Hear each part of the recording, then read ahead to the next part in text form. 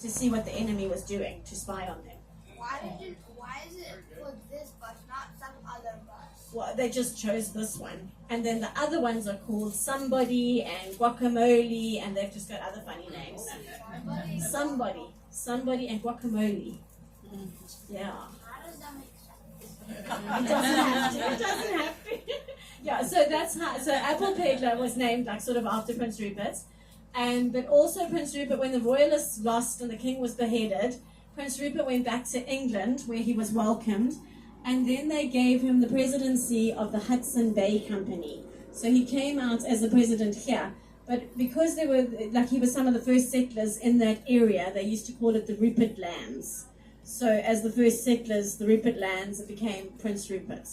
What's funny and makes no sense at all is that Prince Rupert had never stepped foot in British Columbia, Northern British Columbia, or Prince Rupert. He never came here. But we named the city after him. Yeah. But he was royal. He was the son of a king, so he was part of the royal family.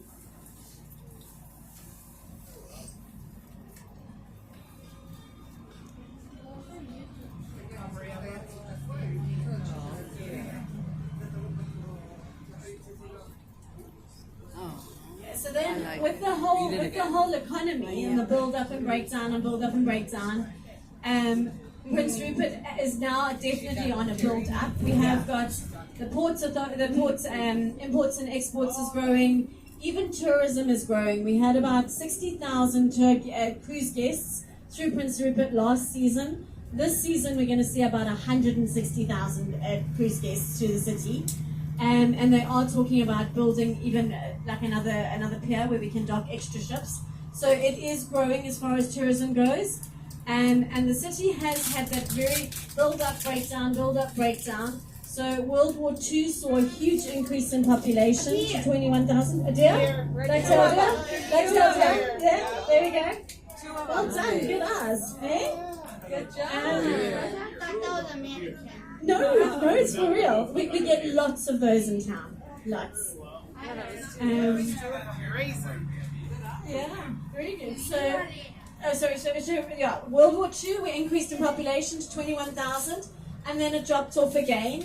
And then in 1957, we built a pulp mill, and the pulp mill did really, really well. And at one stage, was actually employing 1,200 people. So a lot of families settled, services grew, and the population grew. But then in 1999, the pulp mill closed down, and it closed for good, and people started leaving in droves. So the children would finish high school and they'd go off to university with no intention of returning because there were no good jobs here. And our population by 2003 was down to 7,000 people. And in Canada, you need to have a minimum of 10,000 population to be considered a city, to keep the status a city. So we were in trouble in 2003. And then a New Jersey company called Maynard Terminals invested in Prince Rupert with 3 cranes in 2006. We are the closest port to Asia. We're only 3 days sail. And we're 38 hours closer than any other port to Asia. So 38 hours in shipping terms is a huge savings. So by 2006, Maynard Terminal set up. By 2011, DP World or Dubai Ports had taken that over, and we now have 8 cranes that are operational. We're the 70th port internationally that Dubai Ports runs. So we're definitely on the boom as far as like industry goes and import and export goes. 13% of Japan's propane comes from here. We export wood chips. We've got 2 container stuffing terminals and a grain terminal at Wrigley Island. So our import-export, our shipping is definitely growing, and we have a railway line clear across Canada. So a lot of the container terminals that come off can be loaded onto the railway, and they get sent out to the Walmart distribution centers.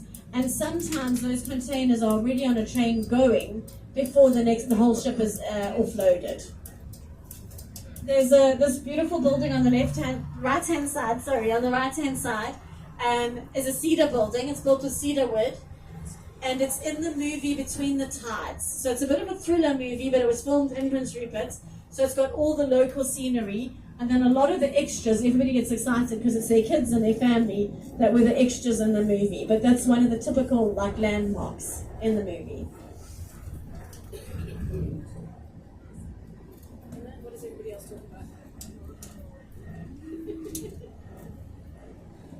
Any questions? No.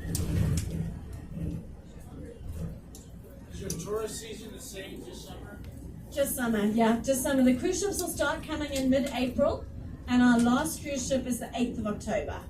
And we do get a lot of rubber tire traffic, so we've got people that come in with RVs and they go on the ferry. We've got people that come in on the train. So that is, and a lot of people will transit going across to Haida Gwaii, because Haida Gwaii is beautiful. It's islands, but it's sandy beaches and really, really pretty. So we do, but it's summer months. And then in winter, a lot of Prince Rupert sort of tucks in. So all the tour industry has to make their money in 5 months of the year. Yeah.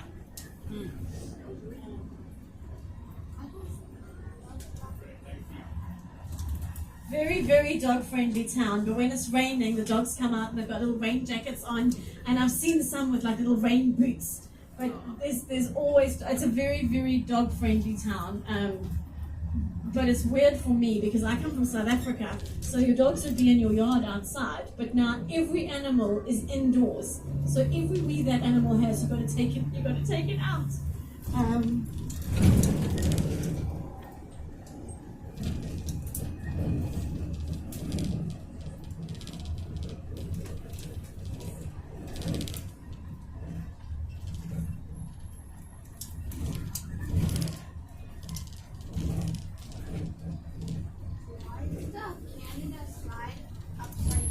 Oh dear.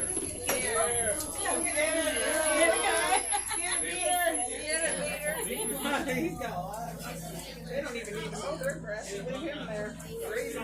Oh, it's not two of them. Did you open the door?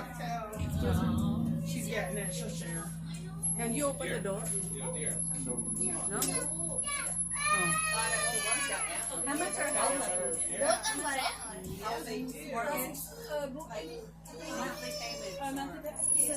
The mortgage payments are actually less than if you rent them. And I would reckon about $1,800 to $2,000 a month. Yes. Yeah, but it often works out to less than rental. And housing, we don't have enough housing in the country. It's difficult to get a rental.